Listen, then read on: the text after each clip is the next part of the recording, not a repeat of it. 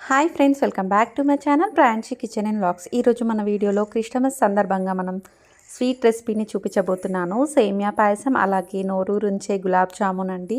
నా స్టైల్లో చేశారంటే చాలా బాగా పర్ఫెక్ట్గా కుదురుతుంది గులాబ్ జామున్ అనేది. గులాబ్ జామున్ చేసేటప్పుడు పగిలిపోతున్నాయి, లేదంటే లోపల పిండి పిండిగా అలాగే ఉంటున్నాయి అంటూ ఉంటారు కదండి. నేను చూపించే పద్ధతిలో ట్రై చేశారంటే గులాబ్ జామున్ అనేటివి విరిగిపోకుండా, లోపల పిండిగా అలాగే ఉండిపోకుండా, గట్టిగా రాకుండా జ్యూసీ గులాబ్ జామున్ని ప్రిపేర్ చేసుకోవాలి అని అనుకున్నట్లయితే నా వీడియో మొత్తం స్కిప్ చేయకుండా చూసి జ్యూసీ గులాబ్ జామున్ని ప్రిపేర్ చేసేసుకొని తినేయండి. గులాబ్ జామునే కాదండి, సేమియా పాయసాన్ని కూడా నా స్టైల్లో ట్రై చేయండి. చాలా బాగా టేస్ట్ ఉంటుంది. పర్ఫెక్ట్గా చేసేసుకొని స్వీట్ రెసిపీస్ని క్రిస్మస్ సందర్భంగా ఎంజాయ్ చేసేయండి. అంతకంటే ముందు మన ఛానల్ని సబ్స్క్రైబ్ చేయని వారు ఉంటే సబ్స్క్రైబ్ చేసుకోండి. పక్కనే ఉన్న బెల్ని యాక్టివేట్ చేసుకుంటే నేను పెట్టే ప్రతి నోటిఫికేషన్ మీకే ముందు వస్తుంది. ఇక లేట్ చేయకుండా వీడియోలోకి వెళ్ళిపోదాం. గులాబ్ జామున్ని ఏ విధంగా ప్రిపేర్ చేయాలో చూపిస్తాను చూడండి. ఒక బౌల్లోకి ఎంటీఆర్ గులాబ్ జామున్ మిక్స్ పౌడర్ని 175 గ్రామ్స్ ఉన్న ప్యాకెట్ని తీస్తున్నాను.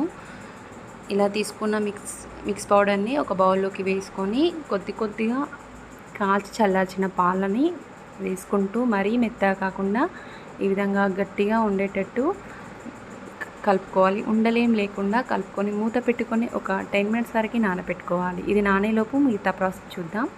ఒక బౌల్లోకి 3 కప్పుల వరకు వాటర్ని తీసుకోవాలి. 3 కప్పుల వాటర్కి 2 కప్పుల వరకు షుగర్ని తీసుకోవాలి.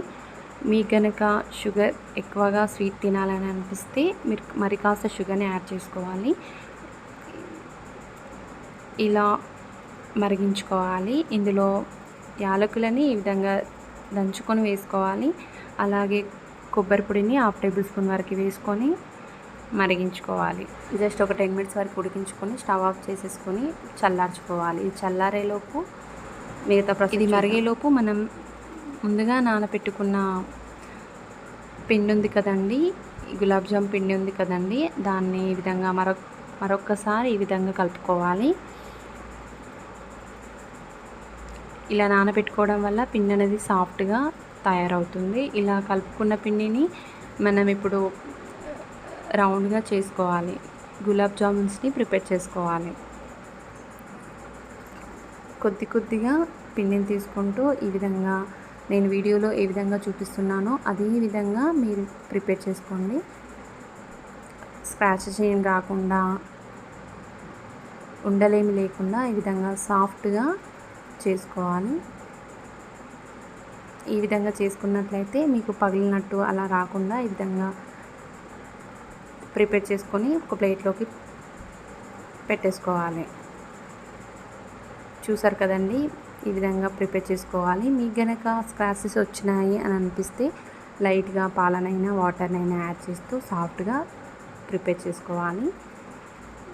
బాగా హీటెక్కిన ఆయిల్లోకి ఒక్కొక్కటిగా వేసుకుంటూ ఫ్రై చేసుకోవాలి. మంటని మీడియం ఫ్లేమ్లో పెట్టుకుని మాత్రమే ఫ్రై చేసుకోవాలి. హైలో పెట్టి ఫ్రై చేస్తే లోపల అనేటివి ఉడకదండి. కాబట్టి మంటని మీడియం ఫ్లేమ్లో పెట్టుకొని ఫ్రై చేసుకోవాలి. చూసారు కదండి, ఈ విధంగా లైట్గా కలర్ చేంజ్ అయ్యేంత వరకు బాగా ఫ్రై చేసుకోవాలి.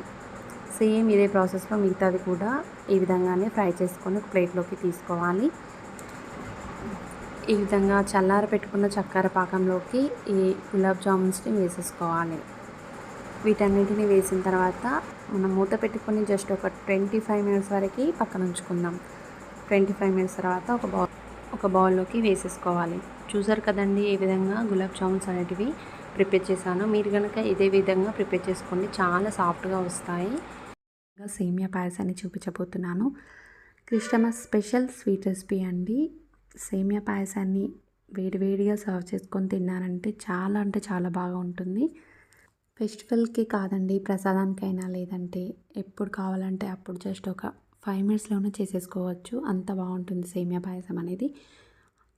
నా స్టైల్లో సేమియా పాయసాన్ని ఏ విధంగా ప్రిపేర్ చేయాలో చాలా సింపుల్ అండ్ క్విక్గా చేసి చూపిస్తున్నాను. ఇక లేట్ చేయడం ఎందుకు, సేమియా పాయసాన్ని ఈ విధంగా ప్రిపేర్ చేయాలో చూపిస్తాను. వీడియోలోకి వెళ్ళి స్కిప్ చేయకుండా చూసేయండి. స్టవ్ ఆన్ చేసి ప్యాన్ పెట్టుకోవాలి. అందులోకి 2 టేబుల్ స్పూన్ వరకు నెయ్యిని వేసుకొని హీట్ చేసుకోవాలి.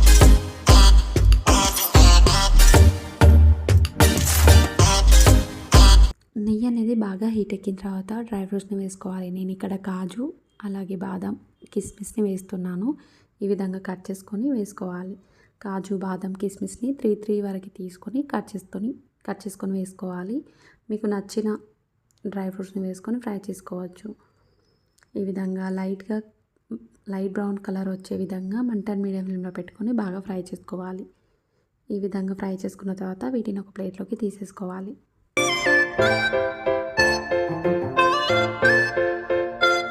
ఇదే నీతిలోకి మనం ఎండు కొబ్బరిని ఈ విధంగా కట్ చేసుకొని వేసుకోండి. ఈ విధంగా చిన్న చిన్నగా పీసెస్గా కట్ చేసుకొని వేసుకున్నారంటే సేమియా పాయసం తిన్నప్పుడు అక్కడక్కడ తిన్నారంటే పంటికి తగిలి చాలా టేస్ట్ వస్తుంది. కాబట్టి ఈ ఎండు కొబ్బరిని వేసుకొని కలర్ చేంజ్ అయ్యేంత వరకు బాగా ఫ్రై చేసుకోవాలి. వీటిని కూడా ఫ్రై చేసుకొని డ్రై ఫ్రూట్స్ ఉన్న ప్లేట్లోకి తీసేసుకోవాలి. ఈ విధంగా ప్లేట్లోకి తీసేసుకున్న తర్వాత ఇదే నేతిలోకి మనం 1 కప్ వరకు సేమియాని తీసుకోవాలి. ఇవి ఒక నిమిషం పాటు ఫ్రై చేసుకోవాలి. ఈ విధంగా ఫ్రై చేసుకున్న తర్వాత మనం 1/2 కప్ వరకు వాటర్ని వేసుకోవాలి. మనం 1 కప్ సేమియా తీసుకుంటే 1/2 కప్ వరకు వాటర్, 1 కప్ వరకు మిల్క్ అలాగే 1/2 కప్ వరకు షుగర్ని తీసుకోవాలి. పర్ఫెక్ట్గా సరిపోతుంది. ఇప్పుడు ఈ విధంగా వాటర్ మరిగిన తర్వాత 1/2 కప్ వరకు షుగర్ని వేసుకోవాలి. ఇదంతా ఒకసారి మిక్స్ చేసేసుకోవాలి. షుగర్ మొత్తం కరిగేంత వరకు మంటను మీడియం ఫ్లేమ్లో పెట్టుకొని కరిగించుకోవాలి. ఇలా కరిగించుకున్న తర్వాత డ్రై ఫ్రూట్స్ని వేసేసుకోవాలి. మొత్తం ఒకసారి మిక్స్ చేసేసుకొని జస్ట్ ఒక 1 మినిట్ పాటు మరొకసారి ఉడికించుకోవాలి.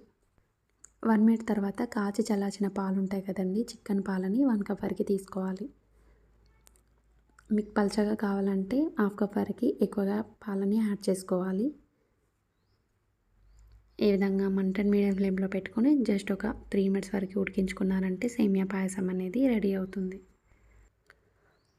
చూసారు కదండి, ఈ విధంగా చిక్కపడడం స్టార్ట్ అవుతుంది. ఇలా స్టార్ట్ అయింది అంటే స్టవ్ ఆఫ్ చేసేసుకోవాలి.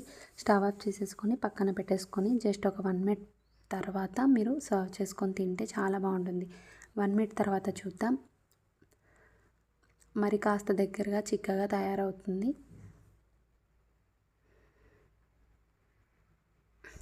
చూడండి, ఈ విధంగా దగ్గర పడుతుంది.